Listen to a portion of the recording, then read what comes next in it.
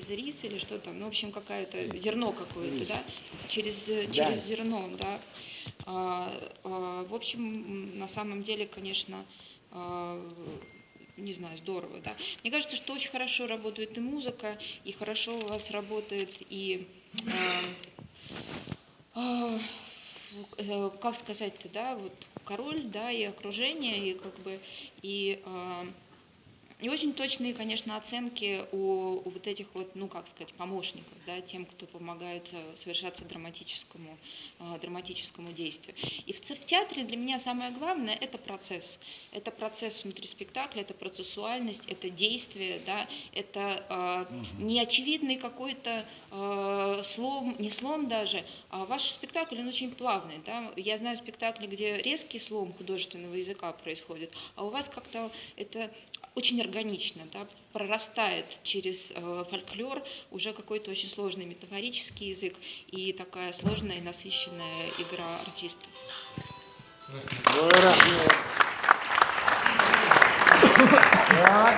Bizde tағы бір адам бар, біздің жюридің мүшесі, өнер магистрі, мәдениет қайраткері Кемалов деген жігіт. Келіңіз, осы театрдың ведущий актеры. Енді біздің бастығымыз осы кісі. Бір бастығымыз бар, үлкен ол кісі қатыспаймын дейді, қатыспа сөз. Обсуждение. Менің әр сөзім ақша тұрады. Топ біремін. Ұстазым мықтау дейді. Кеш жарық жаңа барлық айтып жатыр, өте жақсы ойларын барлығын. Енді мен қазақ болғасын Мағжан Жұмабаевтың осындай Шолпанның күнәсін жалпы қазақи ұғымда, қазақи түсінігімде кішкене өзім пікірімді айтқым келіп тұр. Мына спектакльдің енді жаңа ғана Нияз айтып кетті, яғни ағаш үйде қалай ойнатсақ та, енді барлық сахнада ол болып жүр. Колокольчикте тұрған сол кезде мен ойладым, действие жүріп жатыр, яғни колокольчикмен ішінен ойлап тұрдым. Колокольчик қоңыраудың орнына неге асықтар салмады екен деп бір жағынан, енді бұл асық білесіздер да, ол асығы бар күйдің жаңағы несі барлығы. Қызға келген кезде көз алдыма маған үлпілдеген үкі тазалық елестеді, үкі, иә? Сөйтіп отырдым, мүмкін режиссердің біздің өзінің бір ойы бар шығар, ең соңында барлығы қиылып бір сондай бір не беретін шығар дедім. Сөйтіп күтіп жатқан кезде әрине Шолпанның жаңағы өзінің жарын сүйе тұра дегенмен бала, қазір бала қазіргі заманда да өте үлкен әлеуметтік, бұрынғыдан гөрі қазір өте белең алған қазақтың ішіндегі, соның ішіндегі бір ұлтқа деген түсінік ретінде өте бір нәзік тін деп айтуға болады. Неге қазір біздер бала көтеретін болсақ, қосылған әйел мен күйеуінің ортасында баланы Алматыға барып, жаңағы білесіздер ғой да, бар баланы жасатып алуға болады. Бірақ сол қазір үлкен пікір туғызып жатыр. Әрбір шаңырақта ол қандай бала, ол ұрпақ, қан, ұлт, намыс дегендер бойында бола ма деген сияқты, кім болады деген әлі результат жоқ.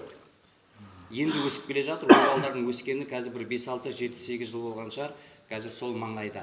Ал ертең ол балдар 20-30-ға өздері үйленіп келген, отау тіккен кезде қандай болады, әлі ешкім оны зерттеп білген жоқ. Соған келген кезінде әрине мына спектакль қойылуы, енді режиссер сіздің өте бір сондай бір терең бара білгендігіңіз, режиссердің ойы менен сценографиялық құрылымның барлығы үндестік табуы, мүмкін ол режиссердің өзінің ойы шығар, художникке солай тапсырма берілген, болмаса бұл жерде ешқандай мәселе емес, жалпы үндестік бар. Яғни үндестік қай жерде ол? Бір отаудың ішіндегі болып жатқан әртүрлі мәселелер көтеріп кеткендер, мысалы. Соның барлығын Нияз айтты, қатып қалған мен өзім режиссерміз, әлі біз сондай кезде шыға алмай қаламыз. Жаңағы менің артымда кішкентай көрермендер отыр. Арқанмен істеген кезде бәрін түсініп отыр, біліп, дейді, олай қараса. Иә, балдардың барлығы 13-14 жастан 17-18 жасқа дейінгі балдардың барлығы соны бір кәдімгі бір қабылдады былай қарасаң. Одан кейінгі шаманның мәселесіне келетін болсақ, шынымен де қазір әлеуметтік желіде көп жағдайға кездесесің. Психиатрлар. Шаман отырады, емдейді, бірақ ол шын емдеп жатыр ма, әлде шаманның оған деген қатысы бар ма? Неге десең, сіздер шаман не істеді? Шолпанның үстінен аттап өтті. Иә? Сондықтан да осының шаманға келген кезде мен қатты ойланып қалдым, шынымды айтайын. Осы Ақтөбеде атын айтпаймын, білетіндер біледі, Қазақстанға белгілі. Вокзалға, Жыда вокзалға қонағым шығарып салып қайтып жатқан кезде сол пойыз қатар келді да бір қызы менен әкесі түсті екеуі. Екеуі де әбден әбір жүріп кеткен, жағдайлар кетіп қалған, әкесі ауру екен бірден білесің. Әй балам деп бұрып артыма қарадым. Осындай деген емшінің үйіне апарып тастайсың ба мені? Ақшаны төлеймін. Бірден қарадым, қай жақтан келе жатса, Астананың қасында Атбасар. Сол жерден келе жатырмыз. Мінгізіп алдым машинама. Білем, бірақ содан бір күн бұрын ғана үлкен бір әңгіме естідім, сол емші туралы. Машинама мінгізіп алып, енді айтқым келіп келе жатыр. Неге сонша жерден осы адамға келе жатсыңдар деп айтқым келіп келе жатыр, бірақ айта алмайды. Неге десең, олар қандай үлкен үмітпен, сеніммен келе жатыр. Айта алмайды. Бірақ білем, ана кісінің бір күн бұрын сондай Ақтөбені шулатқан үлкен әңгімесін білем. Бірақ олар сеніммен келе жатыр. Апарып тастап кеттім. Сол шаманға да сыйынды, Алла тағалаға да сыйынды. Шолпанның осы жерде бір адами ішкі бір жаңағы соның ішінде ұлтқа деген бір тіні үзілуге кішкене қалды мысалы. Соны алып енді режиссердің шеберлігі, актерлардың ойыны өте бір керемет жеткіздіңдер. Бала болды енді, болатын бала болды. Әкет қоңырауменен шылдырлаттыңдар, суды бәр. Оның барлығы сол кәдімгі сахнада өте бір ерекше. Көп нәрселер айтқым келіп толып тұрады. Енді барлығын айтып жатырмыз ғой енді. Сондықтан да актерларға, режиссерларға, режиссер сізге, барлықтарыңызға мен үлкен рахметімді айтамын. Осындай спектакль болу керек, қойылу керек. Ашық айтатын нәрсемізді өзіңіз көрсетіп жатсыз, өте бір нәзік. Ең соңғы мына программада жазып қойдыңыздар. Сәрсенбай кешіре ала ма? Ең кульминациясы осы, кешіре алмады. Кешіре алмады. Осы жерде біз нені ойлануымыз керек біздер? Біздер баяғы бала болмаса не істейтін еді? Ағасының кәдімгі сол қанынан, сол тұқымнан баланы бауырына салатын еді, соны бала қылып өсіретін еді. Сол қазір не істеді? Ажырады. Былай қараса. Оның ағасының, қайнысының баласын бауырына басудың орнына біздер Алматыдағы жағы соған өзі. Бізге сол. Сондықтан да осы жерде біраз ой салады көрген көрермендерге. Сондықтан да сіздерге рахмет. Оразбаева деген барлықтарыңыз. Бөліп жаратыңыз жоқ. Арқанын артмаған.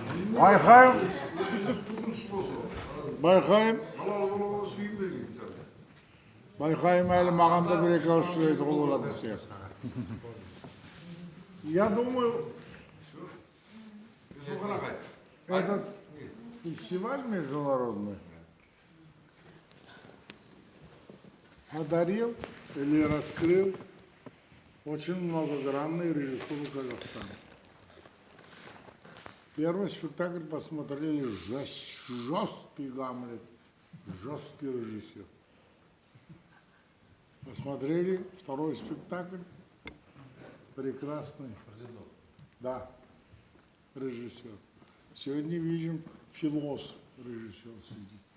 Вот наши режиссуры сегодня, надеюсь, возьмут борозду по, вот такие фестивали, и чтобы знакомились другой мир. Вот сегодня Киргиз обязательно пригласят. Құдай бұйырса. Вот, жаңа айтты ол. Поэтому откуда знаешь, что он киргиз? Нет, я его чакрам. Директор этого театра приглашает на постановку режиссера. Я тоже имею право приглашать на постановку свой академический театр Аварии. Это вот такое. Ну, потому что мы приглашаем, в году минимум 3-4 режиссера приглашаем. Вы не должны в своем соку там, только не уходи из Петропавловска, а то он один останется. Біржан один останется. Самалдан құтылыпсыңдар, ешкім қалмайды. Қыздар күйеуге тиіп кетеді, ұлдар қашып кетеді. Сондықтан вот эта связь, оно есть большое достижение, большой цель этого фестиваля. Не 150-летие там кого-то, чего-то, что-то, да, города, а сегодня вот как бы кузницы режиссерских талантливых кадров. И поэтому сегодня мы посмотрели один из интересных спектаклей интересного режиссера. Я его не знаю, он меня не знает, я с ним не учился, он со мной не учился, я с ним не ставил ничего спектакля, но я сегодня присутствовал в открытии интересного режиссера, который каждый деталь актеру дает, он обыгрывается. Каждая вещь на сцене оправдывается. На сцене нет такого большого наигрыша. Хотя трио девушки очень стоят в таком настрое ножа. Сюда чуть-чуть вперед, и наигрыш получится. Если наигрыш получится, то пьеса пропадет. И когда вы комментируете, иллюстрируете потом с действиями, тут, если переход не будет сделан, үш қыз берен, ошонда болбой кетет. Сондықтан мынау режиссердің шешімімен бағынып, соның логикасына бағынып, соның шешіміне, соның мінезіне бағынып, мінезіне, режиссердік мінезіне. Адами мінез емес, адами мінезімен үйінде әйелін сабауы мүмкін. А сахнада міне сабаған кезде қанын шығарады. Әлі оғызды жақсылап тағы да бір сабап алу керек деп ойлаймын. Қамшы кішкене театральный болмаса, о әбден пергілесе, залдағылар орнынан тұрып кететінде, анағы солай жеткізіп тұр ғой. Сондықтан партнердің арасында шауып кететін балалар ғой, шауып кететіндер. Сол шауып кететін балалар шапқанда, ана бойда қатының қойнына барған кезде жаны ашиды. Байқұш бала қойнына барғаннан кейін жылайды ғой енді ана. 8 жыл бай көрмеген бала таппаған қатының қолына барған кезде қойнына. Сондықтан анау бір балалық мінезін сақтадым деп сіз атқа мінгізесіз, шабытасыз, құрық салғызасыз. Солардың өзі кішкене болай оянған, қыз таңдай білетін жастағы ойнас деген ұлы терминді жанына мақсат еткен сұмырайлар болуы мүмкін. Оны енді актерлар түсінбейді деген болды, олар екінші планда ойнаса да жеткізеді. Сондықтан сол мынау жаңағы кішкентайлардың екінші планын қарастыру керек сияқты. Енді өзіңіз білесіз. Жақсы режиссер дегенің жақсы режиссер, жаман режиссердің айтқанын алып қайтеді, алмасам да болады. Сондықтан қарақтарым, мынау бір жақсы театрдың келгені, енді ол айтып атқанымыз біз қорытынды шығарып, мы не делаем какое-то это самое уже заключение или что. Вот интересный спектакль, интересный. А могут завтра не быть интересным спектаклем, если появятся еще лучшие. Да. Завтра экспериментальный театр идут экспериментальным режиссером. Тогда я своих слов обратно не буду брать. То, что я сказал, то, что я сегодня познал, то, что я сегодня говорил режиссеру, коллективу, это слова я держу. Молодцы. Молодцы. В чем молодцы они? Қараңыз, сахнадағы шаңғырақ ойнады ма? Ойнады. Әртіс ойнап жеткізді. Режиссер дал приспособление. А это воплотить, это добавить, это перекрасить, усложнить это ваше дело. Я сказал пальцы, вы можете отрубать, можете его отрезать, можете его поцеловать, можете, наверное, 40 дней ходить, богатеть. Так что вот это детали, не будете играть, ничего не получится, я вам говорю. Вот сегодня, сейчас, когда я выступаю, в это время идет Анна Каренина у меня в своем театре. Последний старстволетие оставил это Анна Каренина. И тогда я думаю, зачем я полез в эту режиссуру? Прихожу домой, лежу дома. 50 лет. 50 лет болтался, что ли. А потом иду спектакль, смотрю, думаю, как я 50 лет хорошо жил и жил. Так что живите хорошо, дышите хорошо. Вам спокойно спать можно.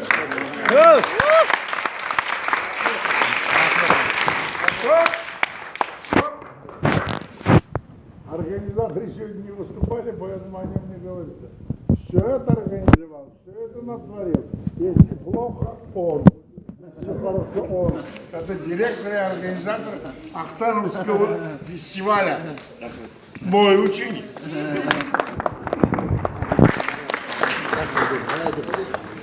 Жақсы. Бауырым, жақсы. Енді Құдай біледі, енді сонда бірақ жақсы.